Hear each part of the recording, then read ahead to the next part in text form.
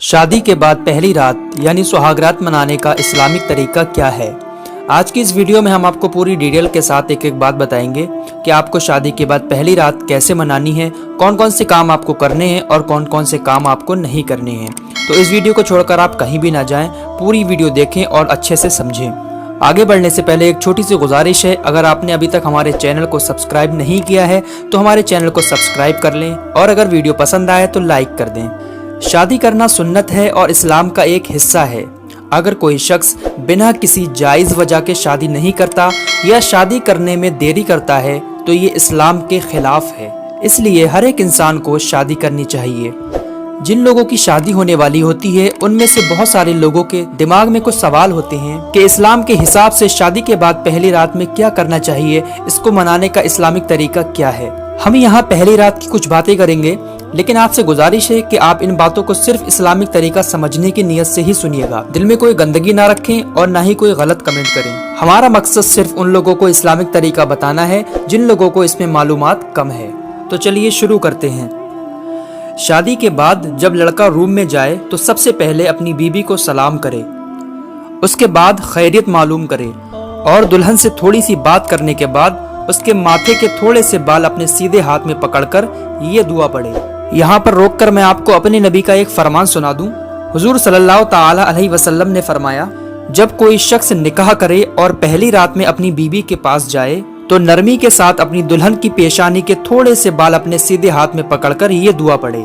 Screen पर आपको जो दुआ दिख रही है यही दुआ पढ़ना है आपको। इस दुआ का मतलब ये है कि ऐ अल्लाह, मैं तुझे इसकी यानी अपनी बीबी की भलाई और खैरो बरकत मांगता हूँ और उसकी बुरी आदतों की भलाई और तेरी पनाह चाहता हूँ, इसकी बुराई और फितरी आदतों से।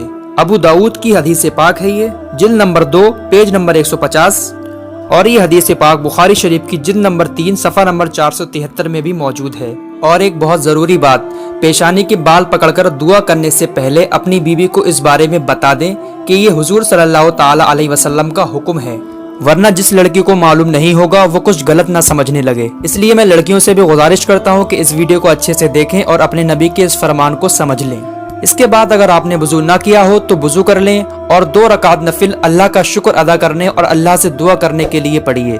आपको जमात बनाकर नमाज पढ़नी है, यानी लड़का आगे इमाम बनकर खड़ा हो और लड़की उसके पीछे खड़ी हो और दोनों साथ में नमाज पढ़ें। आपको नमाज की नियत इस तरीके से करनी है।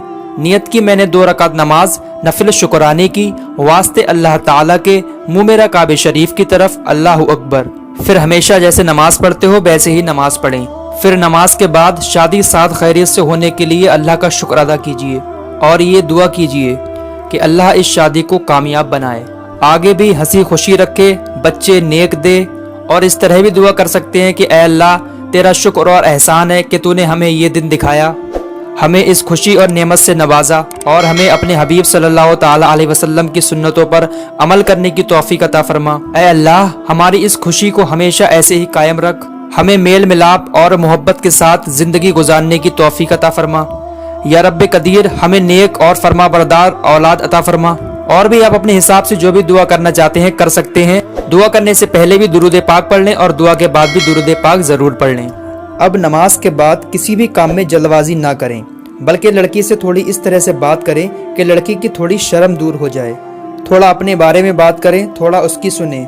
जब लड़की की थोड़ी शर्म दूर हो जाए और आप साथ में सोने का इरादा कर लें तो उससे पहले ये दुआ ज़रूर पढ़ लें, यानी हम बिस्तरी करने से पहले आपको ये दुआ ज़रूर पढ़नी है। इस दुआ का तर्जुमा ये है, अल्लाह के नाम से, ऐ अल्लाह, दूर कर हमसे शैतान और मरदूत को, और दूर कर शैतान और मरदूत को उस औलाद से जो तू हमें अता करेगा। जो शख्स इस दुआ को सोहबत के वक्त पढ़ेगा तो अल्लाह अगर उस पढ़ने वाले को औलाद अता फरमाए तो उस औलाद को शैतान कभी भी नुकसान नहीं पहुंचाएगा। ये भी बुखारी शरीफ की हदीस पाक है, जिल्द नंबर 3 सफ़ा नंबर 85। और एक ज़रूरी बात, जो पेशानी के बाल पकड़कर आपको दुआ पढ़नी है, जो मैंने पहले दुआ बताई थी, वो दुआ सिर्फ आपको पहली ही रात में पढ़नी है। اور جو ابھی دعا بتائی ہے میں نے لاسٹ میں، اس دعا کو آپ کو جب بھی اپنی بیوی کے ساتھ سونے کا ارادہ کریں، ہم بستری کرنے کا ارادہ کریں، تو اس دعا کو اس سے پہلے پڑھ لیں۔ اس دعا کو پڑھنے کے بعد اگر صحبت کریں گے تو انشاءاللہ آپ کی اولاد بہت نیک پیدا ہوگی اور شیطان اس پر کوئی بھی اثر نہیں کرے گا، شیطانی ہواؤں سے، بری بلاؤں سے محفوظ رہے گا انشاءاللہ تعالی۔ اللہ تعالی ہمیں سارے مسائل کو سمجھنے، یاد رکھنے اور اس سے زیادہ عمل کی توفیق عطا فرمائے، آمین۔